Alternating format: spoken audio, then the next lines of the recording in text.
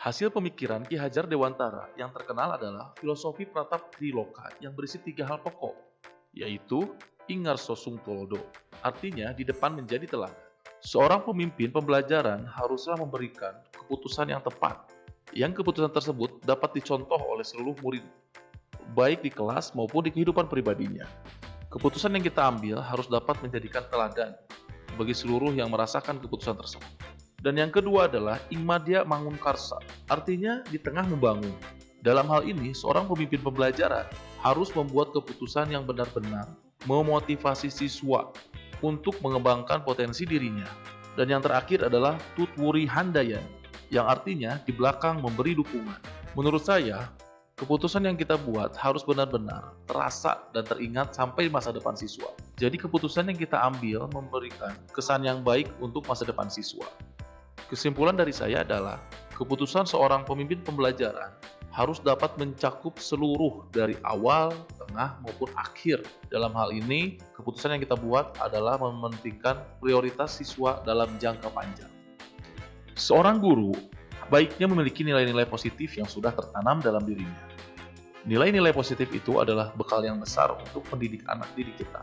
Nilai-nilai yang akan membimbing dan mendorong pendidik untuk mengambil keputusan yang tepat dan benar dan berpihak kepada murid. Nilai-nilai positif tersebut seperti mandiri, reflektif, kolaboratif, inovatif, serta berpihak pada murid. Apabila seorang guru telah memiliki nilai-nilai positif tertanam dalam dirinya, secara otomatis guru tersebut memiliki pertimbangan yang matang terhadap nilai-nilai positif dan mempermudah pengambilan keputusan yang tepat untuk murid-muridnya. Dengan patokan nilai-nilai positif dalam diri guru tersebut, pengambilan keputusan yang dibuat akan memiliki resiko yang sekecil-kecilnya. Atau paling tidak, kepentingan dan keberpihakan pada peserta didik itu menjadi tujuan utama dalam pengambilan keputusannya. Dan pada akhirnya, pengambilan keputusan berdasarkan nilai-nilai yang telah tertanam dalam guru dapat dipertanggungjawabkan secara real, baik pada para murid, sekolah, orang tua, ataupun pada diri guru tersebut. Kegiatan coaching adalah kegiatan yang benar-benar menguji pengandalan diri seorang coach. Yang menjadi fokus utama adalah seorang coach adalah untuk mengembangkan potensi dari coachee-nya. Seorang coach harus memiliki keputusan untuk menekan egonya sedalam mungkin. Dan keseluruhan dari pembicaraan coaching adalah tentang coachee tersebut. Seorang coach tidak boleh memberikan masukan yang berdasar pada pengalaman dirinya pribadi. Dan seorang coach juga tidak seharusnya memberikan keputusan kepada coachee-nya. Dalam hal ini, seorang coach memancing pertanyaan-pertanyaan berbobot, mendengarkan dari coachee-nya, agar coachee dapat menyadari potensi dirinya dalam membuat keputusan berdasarkan kompetensi dan pengalaman yang dia miliki sendiri.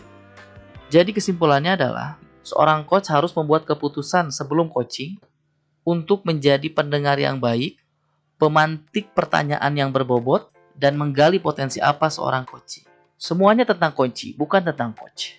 Menurut saya harus lebih banyak melakukan praktek coaching dengan banyak coachee-coachee yang berbeda, baik dari sikap, potensi, dan juga tingkah laku coachee yang ingin saya kembangkan. Kemampuan guru dalam mengelola dan menyadari aspek sosial emosionalnya tentu saja akan berpengaruh terhadap pengambilan keputusan. Seorang guru yang belum matang dalam kesadaran dirinya akan menjadi masalah yang terus menumpuk untuk pendidik para siswa. Atau bahkan seorang guru yang tidak dapat memanage dirinya sendiri, menurut saya tidak mampu untuk memanage para siswa. Terlebih apabila ada seorang guru yang tidak dapat memiliki kemampuan berelasi dengan baik. Biasanya guru tersebut malah tidak disukai oleh siswa. Jangankan untuk mengajar atau mendidik, guru tersebut biasanya akan dihindari oleh para siswa. Bahkan di luar kelas, ada kemungkinan guru tersebut tidak dapat bersosialisasi dengan baik dengan para guru yang lain, atau lebih luasnya dengan masyarakat di sekitar sekolah. Dikarenakan kesadaran sosial itu harus dimiliki oleh semua guru dalam mendidik atau menjadi role model di lingkungan sekolah. Dan tentu saja yang bagian terakhir adalah dalam pengambilan keputusan yang bertanggung jawab. Coba bayangkan ketika seorang guru tidak dapat mengatur emosionalnya dalam mengambil keputusan yang bertanggung jawab, atau bahkan dia tidak bisa mempertanggungjawabkan keputusan yang sudah dia buat. Pendidik yang mampu melihat permasalahan dari berbagai kacamata dan pendidik yang dengan tepat mampu membedakan apakah permasalahan yang dihadapi termasuk dilema etika atau bujukan moral. Dalam pengambilan keputusan benar atau salah mungkin dengan mudah bisa kita jawab. Namun berbeda halnya dengan kasus etika. Seorang pendidik harus memahami paradigma berpikir antara individu lawan masyarakat, rasa keadilan dengan rasa kasihan, kebenaran lawan kesetiaan, dan paradigma jangka pendek lawan jangka panjang. Dengan 4 paradigma tersebut, seorang pemimpin pembelajaran dapat dengan tepat memutuskan suatu putusan. Kemudian, seorang pemimpin pembelajaran harus memiliki 3 prinsip berpikir. Berpikir berbasis hasil akhir, berpikir berbasis peraturan, dan berpikir berbasis rasa peduli. Dan dari kesemua itu harus kita berikan langkah-langkah yang tepat dari 9 langkah pengambilan dan pengujian keputusan. Pengambilan keputusan yang tepat tentunya berdampak pada terciptanya lingkungan positif, kondusif, aman, dan nyaman.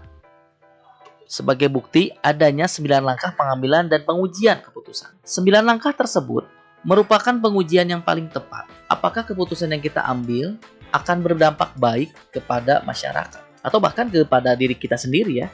Dengan pengambilan keputusan tepat serta pengujiannya, maka akan terwujud lingkungan yang positif, juga kondusif, serta aman dan nyaman. Kesulitan-kesulitan yang terjadi di lingkungan saya terhadap pengambilan keputusan itu tentunya ada.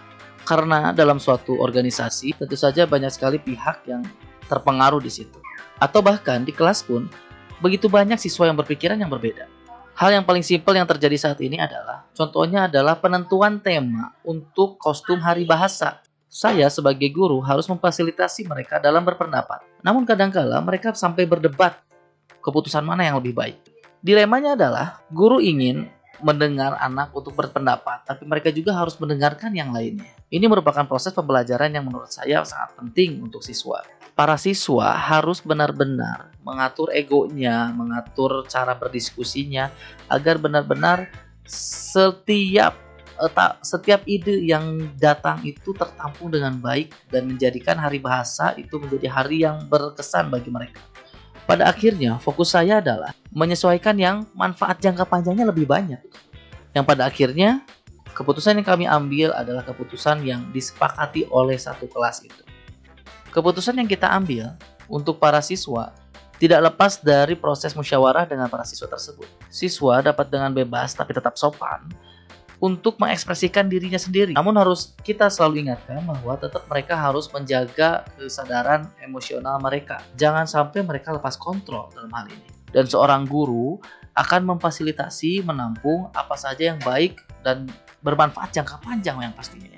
Sebagai seorang pemimpin pembelajaran, harus diingat semua keputusan yang kita ambil, memberikan tugas, memberikan nilai, ataupun penyajian pembelajaran haruslah berdasarkan kepada keberpihakan kepada murid. Jangan sampai ada satu kata pun yang salah ucap, karena kata-kata yang kita berikan itu akan berdampak besar terhadap masa depannya. Aturlah keputusan agar mereka tahu dan mencontoh bahwa keputusan yang kita ambil dalam mengajar mereka adalah yang terbaik untuk masa depan mereka. Hal ini dibutuhkan keyakinan. Setelah dibuat kesepakatan kelas, buat juga keyakinan bahwa hal yang kami butuhkan, yang kita putuskan bersama-sama deh, itu benar-benar adalah yang terbaik buat masa depan mereka. Dan usahakan, ini harus diusahakan. Siswa harus mencontoh juga tentang kreatif, inovatif, dan fleksibilitas dalam membuat keputusan. Tidak ada yang namanya keputusan yang ketika saya putuskan semuanya harus nurut, gak ada seperti itu. Benar-benar cari manfaat yang terbesar, mau dari paradigma ataupun misalkan kenyamanan di lingkungan. Itu yang paling penting. Dan siswa harus mengerti itu diterapkan di masa depan mereka. Dan terlebih di bagian penilaian, penilaian yang dilakukan harus fair dengan rubrik yang jelas. Agar benar-benar siswa ketika nanti menjadi pemimpin, itu benar-benar mereka mengatur diri mereka sendiri agar menjadi orang yang fair dan selalu dalam jalan kebenaran. Kesimpulan akhir yang saya tarik dari pembelajaran modul materi ini adalah kita sebagai pemimpin pembelajaran atau bahkan sebagai pemimpin diri sendiri harus dapat mengambil keputusan yang benar-benar matang dan tidak tergesa-gesa. Tentunya sebagai pemimpin pelajaran, keputusan kita harus berpihak kepada murid dengan mengangkat nilai-nilai positif yang sudah kita pelajari. Tak lupa, dalam pengambilan keputusan, seorang guru harus memiliki kesadaran penuh untuk menghantarkan muridnya menuju profil pelajar Pancasila. Dan saya pun menyadari, kesimpulannya adalah keputusan sekecil apapun yang kita ambil dapat berdampak besar terhadap masa depan murid. Oleh karena itu, rumus 943 itu harus kita gunakan. Keputusan yang kita ambil harus dibuat secara matang dan memiliki manfaat yang lebih besar dibandingkan menurutnya.